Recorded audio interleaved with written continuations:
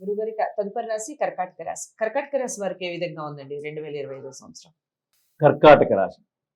కర్కాటక రాశిలో 27 నక్షత్రాల్లో ఉన్నటువంటిది పునర్వసు నక్షత్రం 4వ పాదం, పుష్యమి నక్షత్రం 4 పాదాలు, ఆశ్లేష నక్షత్రం 4 పాదాలు కర్కాటక రాశి. వాస్తవానికి కర్కాటక రాశికి చెప్పాలంటే 2024 సంవత్సరంలో అద్భుతమైన యొక్క జాతకం ఉండే, కానీ వారికి ఏం జరగలేదు. ఎందుకు జరగలేదు అంటే ఇక్కడ ఒక చిన్న సింపుల్ లాజిక్ ఉన్నది. అంటే దీనికంటే ముందు ఏంటంటే వీరిది కర్కాటక రాశి ఆదాయం అనేది 8 ఉన్నది, వ్యయం అనేది 2 ఉన్నది. బాగుంది. ఈ 2025 సంవత్సరంలో 7 రాజపూజత ఉన్నది, 3 అవమానత ఉన్నది. ఈ ప్రకారంగా తీసుకుంటే బాగున్నది. కానీ కర్కాటక రాశికి ఏంటంటే గోచార రీత్యా శని భగవానుడు అష్టమ స్థానంలో యోగిస్తున్నాడు ప్రజెంట్. ఇప్పుడు 2024 ప్రారంభం నుంచి మొదలుకుంటే 2025 మార్చి వరకు అష్టమ స్థానంలో శని యోగిస్తున్నాడు. ఈ అష్టమ స్థానంలో శని అటువంటి యొక్క భగవానుడు 9వ స్థానానికి రేపు మార్చి 29 నుంచి సంచరిస్తూ ఉన్నాడు. అలానే కర్కాటక రాశి కనుక తీసుకున్నట్టు ఇక్కడ ఎలా ఉంటుందంటే 11వ స్థానంలో ప్రస్తుతంలో గురువు యోగిస్తున్నాడు.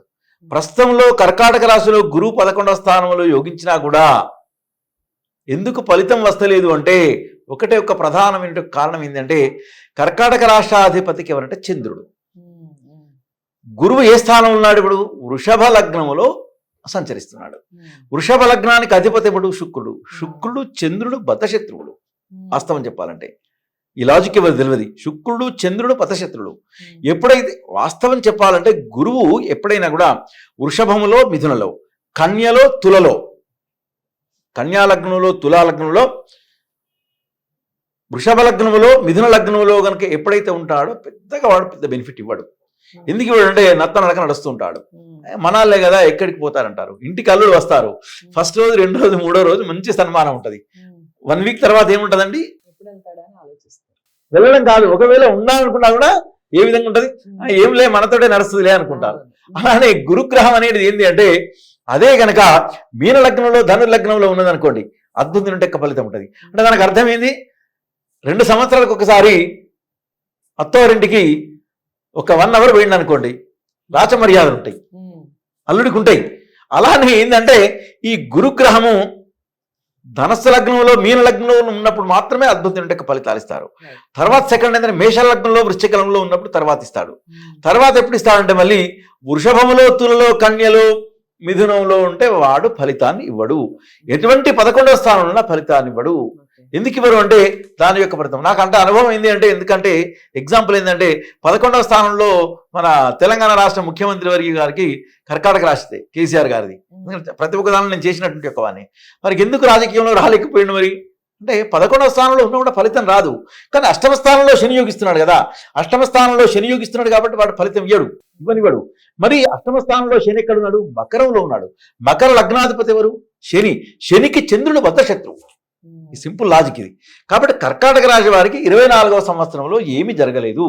కానీ 12వ స్థానంలో వచ్చినా కూడా రేపు ఎప్పుడు మే 15వ తారీఖు నుంచి విశ్వావసనామ సంవత్సరంలో కొంతవరకు వీరికి విజయావకాశాలతో ముందుకు వెళ్తారు కర్కాటక రాశి వారు. అందులో ప్రధానమైనటువంటిది ఏంటంటే పుష్యమి నక్షత్రములో జన్మించినటువంటి యొక్క వారికి అందరు నోట్ చేసుకోవచ్చు. పుష్యమి నక్షత్రంలో జన్మించినటువంటి యొక్క వారికి, ఆశ్లేష నక్షత్రంలో జన్మించినటువంటి యొక్క వారికి 2025వ సంవత్సరంలో మే 16 నుంచి మొదలుకుంటే మళ్ళీ అక్టోబర్ 18 వరకు గతంలో ఏ పనులైతే కాలేదో అలాంటి యొక్క పనులన్నీ కూడా ముందుకు రావచ్చు. ఒకానొక సమయంలో ఏంటంటే మన ఇప్పుడు రాష్ట్రంలో ఉన్నటువంటి యొక్క వారందరి పరిస్థితి కూడా మళ్ళీ ఉల్టా కావచ్చు, మళ్ళీ సీఎం కావచ్చు అవసరమైతే.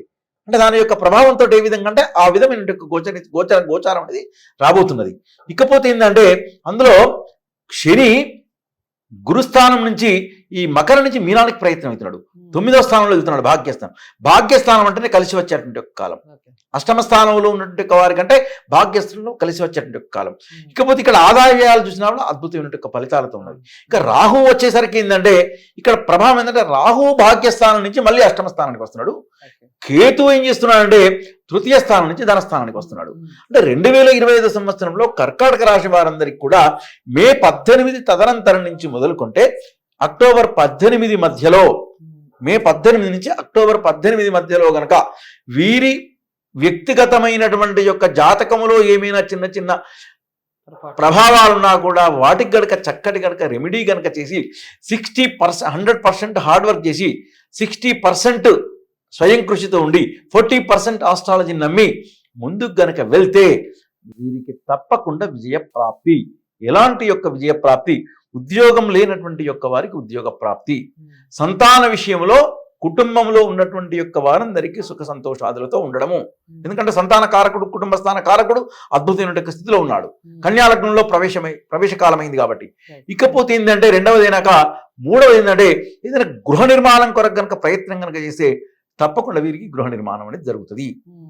వివాహ ప్రయత్నం చేస్తున్నట్టు కాబట్టి వివాహ ప్రాప్తి.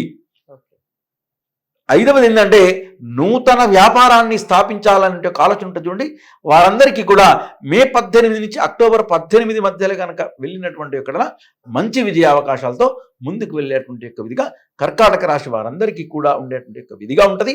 కానీ కర్కాటక రాశి వారు చేయవలసినటువంటిది ఏంటంటే భగవత్ ఆరాధన, ఓన్లీ అమ్మవారిని దుర్గాదేవిని ఆరాధించాలి. దుర్గాదేవిని కనుక ఆరాధించినటువంటి యొక్క ఆరాధించవలసిన యొక్క సమయం కూడా ఎక్కువగా మంగళవారం నాడు కానీ శుక్రవారం నాడు కానీ.